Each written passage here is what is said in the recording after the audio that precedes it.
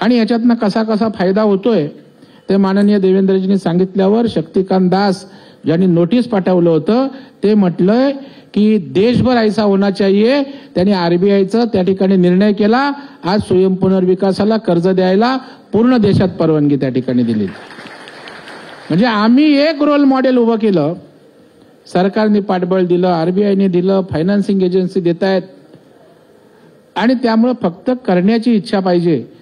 आता आपल्याकडे काय होतं, लवकर आपण एकत्र येत नाही, त्यातच एकत्र असलो एकमत होत नाही, संशय असतो एकमेकांवर। इथं आता संशयाला पण जागा नाही, त्यामुळे आपण जिद्दीनं या ठिकाणी स्वयं पुनर्विकास करा। उलट तुमच्याकडे मोठी गरज आहे, मुंबईपेक्षा तुमच्याकडे ठाणा, नवी मुंबई, त्या ठिकाणचे कल्याण, डोंबिवली, आपल्या वसई विरारपर्यंत त्यांची गरज आहे।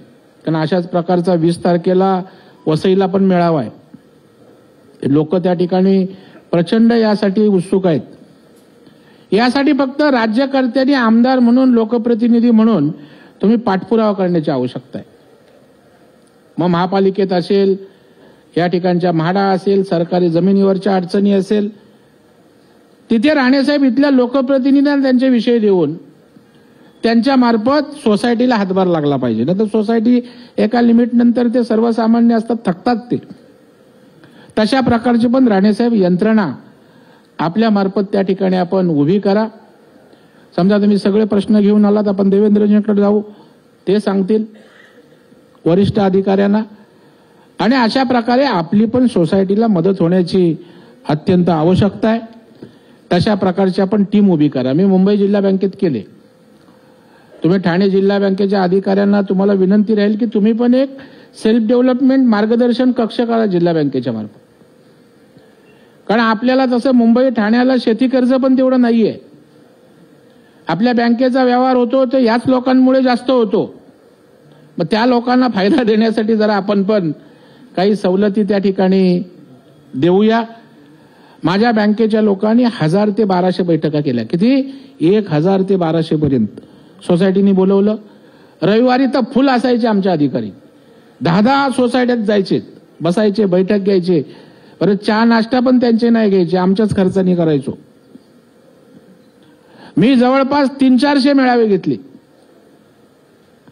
आणि मग आता लोकांना त्या ठिकाणी ठाम विश्वास झालाय की स्वयं पुनर्विकास आमचं भलं आहे, हे झालं पाहिजे, हे केलं पाहिजे। त्या मानसिकतेतनं प्रचंड प्रतिसाद मिळतोय। परवा निकमच्या इथे आता इतर निरंजन केळकर साहेब, राणे साहेब आहेत मदतीला किंवा कशाला। नवी मुंबईत फक्त 20-25 होर्डिंग्स लावले होते, सेल्फ डेव्हलपमेंट मार्गदर्शन शिबिर। वरचं 1000-1500 सभागृह भरून खाली त्या ठिकाणी स्क्रीन लावली होती, तिथे 1000-1200 लोक होती। कोण आणायला पाठवलं नाही, गाड्या नाही, घोड्या नाही। लोकांचा एवढा प्रश्न आज पुनर्विकासाचा जटिल आहे आणि आपण क्लस्टर पुनर्विकास करतोय।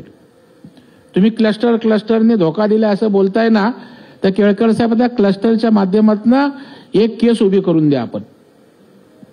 म्हणजे देवेंद्रजींनी बारकाईने कसं लक्ष देतात। जेव्हा आम्ही श्वेतांबराच्या ओपनिंगला चाललो होतो, केळकर साहेब, मी, योगेश सागर आमदार तिथले आणि सीएम साहेब आम्ही गाडीत होतो, तर ते सांगितलं रे इथे अशा सगळ्या इमारती उभ्या राहिल्या तर उभ्या इमारती बाजूला राहिल्या तर ते कसं काय होणार।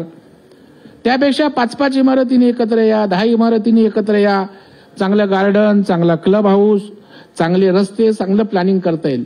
मग त्यांनी सांगितलं तुझा जो स्वयं पुनर्विकास आहे त्याच्यात क्लस्टर समूह पुनर्विकास पण घ्या। त्याच्यामुळे आता माझ्या अभ्यास गटामध्ये हा समूह पुनर्विकास पण कशा पद्धतीने करावा याच्याही शिफारशी आपण सरकारला त्या ठिकाणी केलेल्या आहेत।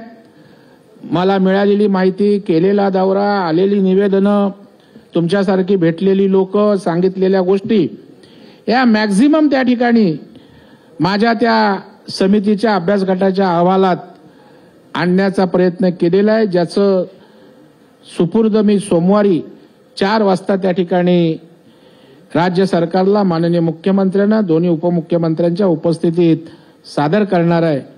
आणि तुमच्या ठाण्याचे प्रतिनिधी म्हणून केळकर साहेब, निरंजन आणि आपल्या स्नेहा पंडित दुबे हेही त्या ठिकाणी येणार आहेत। कारण एमएमएम रिजनमध्ये मी एकटा पुरा पाडणार नाही, आमचे लोकप्रतिनिधी सगळे इन्व्हॉल्व झाले तर आणखी आपल्या या विषयाला गती मिळणार आहे। आणि निश्चितपणे तो अहवाल जर सरकारने जसाच्या तसा स्वीकारला, एक क्रांती हाऊसिंग सेक्टरमध्ये होईल याच्यावर माझा पूर्ण विश्वास आहे। क्रांती होईल।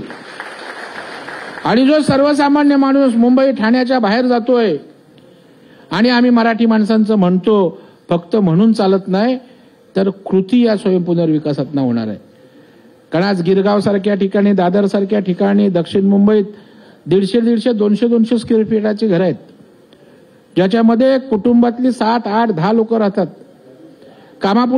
कामाटीपुरात तर 50 स्क्वेअर फीटाचं घर आहे, फक्त किचन स्टोव्ह आतमध्ये किंवा गॅस, आणि बाहेर झोपतात लोक ड्रम ठेवून। आणि मग कुटुंब मोठे झाल्यावर यांना मोठं घर मिळालं तर त्या ठिकाणी कशाला ते वसई, विरार, कसाऱ्याला जातील? ते बिल्डर देणार नाही, कारण बिल्डरला तुमच्या देणं घेणं काही नाही, त्याला नफा कमवायचा आहे। इथं आम्हीच सांगतोय की आम्ही स्वयंपुनर्विकास करतो, आमच्या छोट्या जागेची मोठी जागा करतो आणि आमचा माणूस हा मुंबईच्या बाहेर जाणार नाही, मुंबईतच राहील, ठाण्यातच राहील, याची काळजी सुद्धा तुमच्या भूमिपुत्रांसाठी यातनं त्या ठिकाणी मिळणार आहे। म्हणजे मल्टीपर्पज अशा प्रकारचा उपयोग या स्वयंपुनर्विकासाच्या माध्यमातून त्या ठिकाणी निश्चितपणे मिळणार आहे।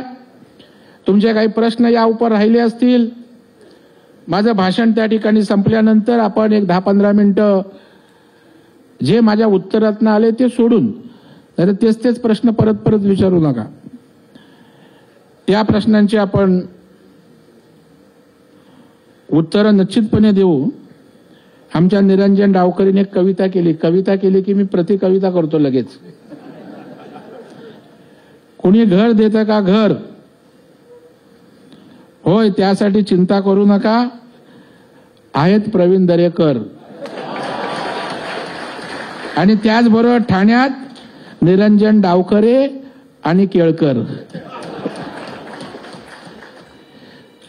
सर्वसामान्य फिरतोय घरासाठी बँक टू बँक, सर्वसामान्य फिरतोय घरासाठी बँक टू बँक, पण डोंट वरी, तुमच्या पाठी आहे देवेंद्रजींच्या पाठबळाची थिंक टँक, पाठबळाची बँक। त्याच्यामुळे अजिबात चिंता आपण करू नका। आमच्या केळकरांनी सांगितलं माझी सोसायटी माझी जबाबदारी, खरं आहे ते। पहिला माझे कुटुंब माझी जबाबदारी बोललं, पण तुमची तुम्ही जबाबदारी बघा आपली। आता तसं नाहीये, माझं कुटुंब माझी सोसायटी माझी जबाबदारी, कारण आपल्या पाठी आहे देवेंद्रजींसारखा भक्कम कारभारी। त्याच्यामुळे आता जबाबदारी देवेंद्र फडणवीस नावाच्या कारभाऱ्याची आहे, त्यांच्या आमच्या शिलेदारांची आहे।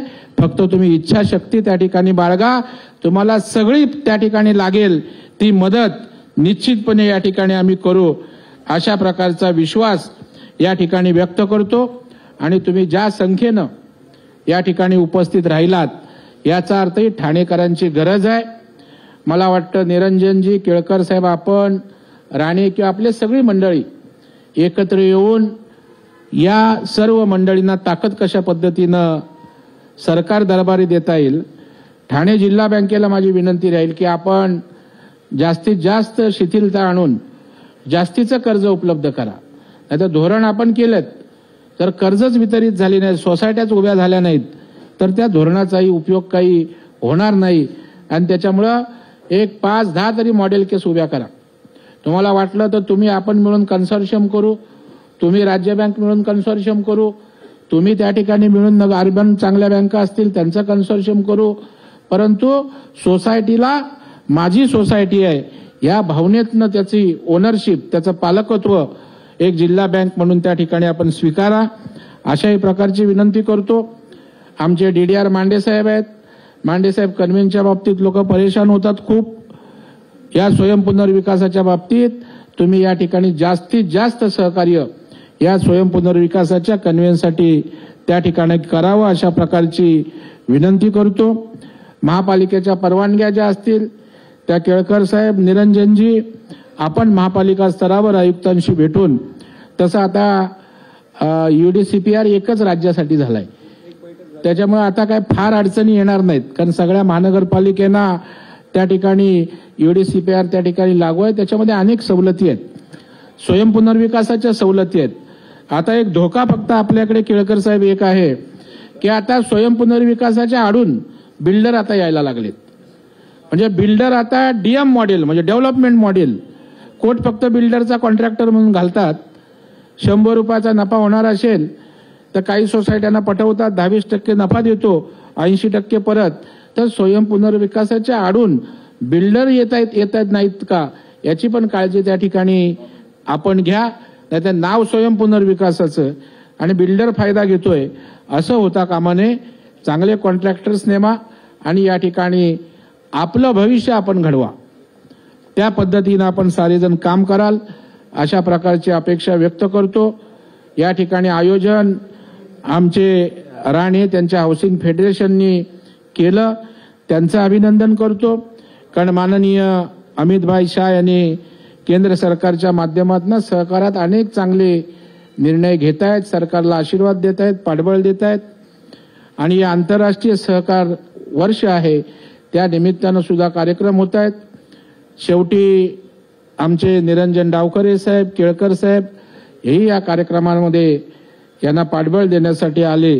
या सर्व हस्ते परास्ते ज्यांचं या नियोजनात आणि सहभागितेत सहभाग आहे त्या सगळ्यांना मनापासून धन्यवाद देतो. आणि ठाणे जिल्ह्यात येणाऱ्या 2 वर्षामध्ये 5-10 सोसायट्या तरी स्वयंपुनर्विकासाच्या इमारती उभ्या राहिल्या पाहिजे. ते बघून ही चळवळ ठाणे शहर आणि जिल्ह्यात फोफावेल यावर माझा पूर्ण विश्वास आहे. जय हिंद, जय महाराष्ट्र, जय सहकार.